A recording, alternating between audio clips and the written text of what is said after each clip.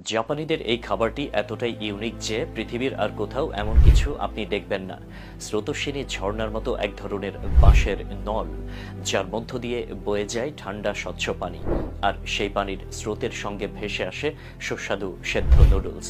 জাপানে একে বলে নাগাশি সোমেন, যাকে বলা হয় ভাসমান নুডলস। বাঁশের এই নলগুলো পাহাড়ি ঝর্ণার মতো সাজানো থাকে। চপস্টিক দিয়ে সরাসরি পানির স্রোত থেকে নুডলস তুলে খেতে হয়। স্রোতের সঙ্গে দ্রুত নুডলস ভেসে আসতে থাকে, তাই আপনাকে চটপট তুলে নিতে হবে।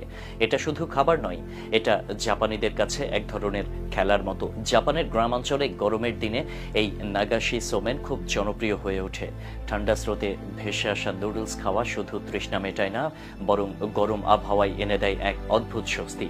আর নুডলসের সঙ্গে থাকে সয়া সস, কাঁচা পেঁয়াজ এবং ওয়াসাবির মতো উপকরণ। এই খাবারটি শুধু স্বাদের জন্য নয়, বরং এর পরিবেশনের জন্যই বিখ্যাত। বন্ধু বান্ধব কিংবা পরিবার মিলে